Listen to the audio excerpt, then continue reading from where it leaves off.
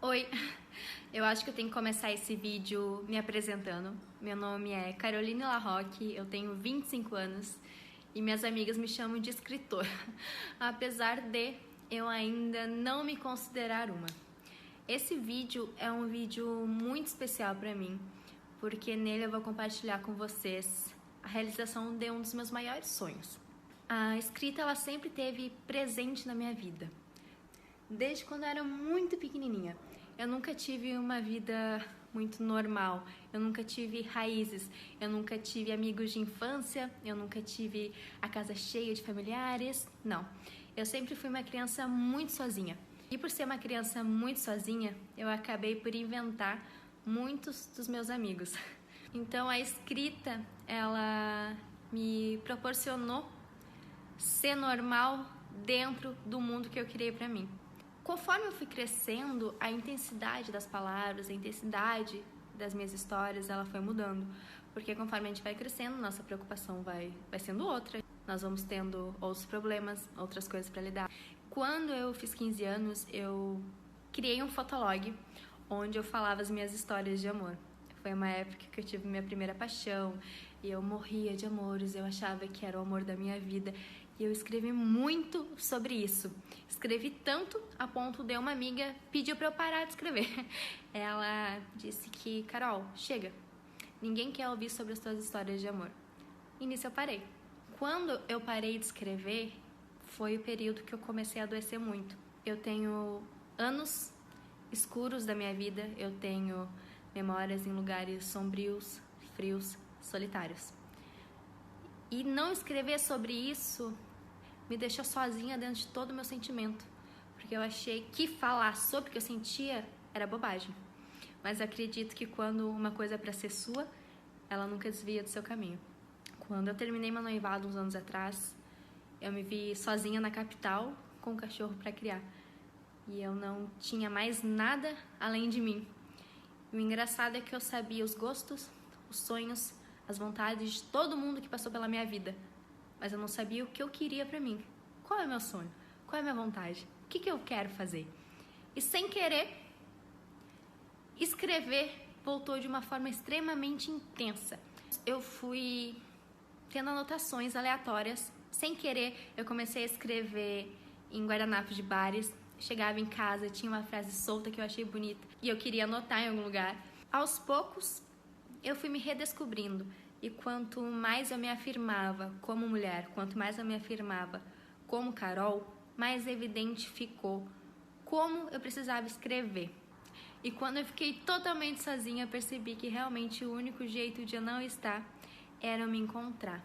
Só que eu não sabia que me encontrando eu ia descobrir traumas, feridas, eu ia descobrir que a mulher que eu achava que eu era totalmente incompleta.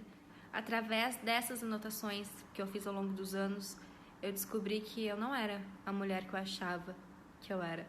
Eu tinha muitos traumas, tenho muitos traumas, muitas dores, muitas feridas, que eu optei por deixar doendo e me acostumar com a dor do que fazê-las cicatrizarem. Mas no final do ano passado, um amigo me apresentou um livro de poesias e assim que eu terminei de ler esse livro, eu fiquei com uma palavra muito forte na minha cabeça, que era inteira, inteira, inteira. Eu não sabia o que eu queria fazer com isso, mas eu peguei um caderno e em 10 minutos saiu esse poema aqui que eu vou ler para vocês agora. 5. Vamos começar pela melhor parte de mim. A que há muito tempo já não existe mais. Quem eu poderia ter sido? Não sei. É alguém distante de quem eu me tornei. Uns brincam de esconde-esconde. Outros não brincam, se escondem. Das mãos sujas e choros coibidos, dessa infância com segredos de sangue. Aos 5 me vi faltando um pedaço. A inocência pungente de gosto amargo, estraçalhada no silêncio do meu quarto. Pobre menina, é só uma criança ingênua. Perguntaram o que eu queria ser ao crescer, e eu respondi, inteira. E é com esse poema aqui que eu apresento a vocês o meu livro, O Que Me Restou. E através dessa poesia eu entendi que todas as histórias que eu criei, todas as histórias que eu ainda quero contar, todos os personagens que eu ainda quero da vida, eles precisam esperar, porque Eu já tenho uma história pronta e essa história é a minha. O que me restou é uma junção de tudo que eu passei, de todos os segredos que eu carreguei durante anos, de todos os traumas que eu tentei esconder, mas que sem querer, sem pretensão nenhuma, saíram como um grito de socorro. Esse livro é como o revisor e meu amigo disse, esse livro é uma autobiografia velada, que de velada ela não tem nada. O que me restou é uma leitura rápida, é uma leitura que você consegue terminar em poucas horas, mas que eu coloquei toda a intensidade que eu passei em cada palavra. Este livro, ele não tinha como não ser o primeiro, porque se eu não cicatrizasse as minhas dores, eu com certeza não estaria aqui hoje e não teria outra forma de me afirmar como escritora ou me afirmar como qualquer outra coisa que fosse se eu ainda tivesse em pedaços. O que me restou, ele juntou cada pedacinho de quem eu sou. Eu quero ler para vocês o que o Léo, que é o revisor do livro e que fez o prefácio também, me ajudou com toda a preparação, escreveu aqui para vocês. De tudo que é bom e ruim, nós herdamos o crescimento. Nos compreendemos como pessoas conforme escrevemos a nossa história enquanto personagens. Esta obra implica justamente na busca pela identidade, ao passo que vai descobrindo aos poucos que essa identidade não se encontra, constrói-se. E quando a construímos, o que resta dos outros somos nós. Não teria forma de descrever melhor esse livro do que essa. Léo, muito obrigada, muito obrigada. Você colocou com maestria toda a história. Esse livro, ele carrega uma história que muita gente que já recebeu se identificou. Porque eu não falo sobre o acontecimento em si. Uma coisa que eu percebi muito, que me deixou muito sozinha esse tempo todo, é que a gente fala muito sobre o que o outro faz com a gente, mas a gente não fala como a gente se sente sobre isso.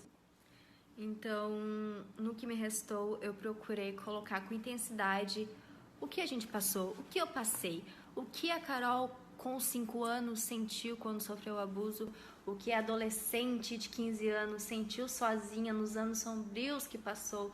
Eu procurei falar sobre isso, sobre o sentimento, sobre como a gente se sente presa dentro da gente. Esse livro ele tem gerado sentimento de identificação com muitas pessoas. Muitas pessoas têm vindo para mim e falado, nossa, eu nunca tinha falado com ninguém sobre o que eu passei. O que é muito triste, porque é triste ver quantas pessoas na nossa volta passaram por isso. Eu tive um certo trabalho para juntar todos os pedaços. Eu tive uma certa dificuldade em entender tudo que estava passando aqui dentro. Mas se tudo que eu passei for capaz de ajudar alguém, tudo isso vai ter valido a pena. Eu costumo dizer que eu fui silenciada há muito tempo, mas hoje eu não me calo, eu grito. Eu nunca tinha entendido ao certo o motivo de ter sido escolhida para ficar, porque eu não era nem para estar aqui hoje, mas eu tô. E aos poucos eu começo a entender que se eu puder falar para alguém que essa pessoa não tá sozinha e que a tua dor também é a minha, eu vou fazer isso. Não são só poesias banais, são poesias de uma história. História de alguém, a minha história, que infelizmente pode ser da tua mãe, da tua avó, da tua amiga. Isso está mais presente do que a gente imagina. Então, que minhas poesias tragam algum conforto, que os meus poemas te façam sentir que isso também vai passar, porque também passou para mim. E eu me redescobri inteira.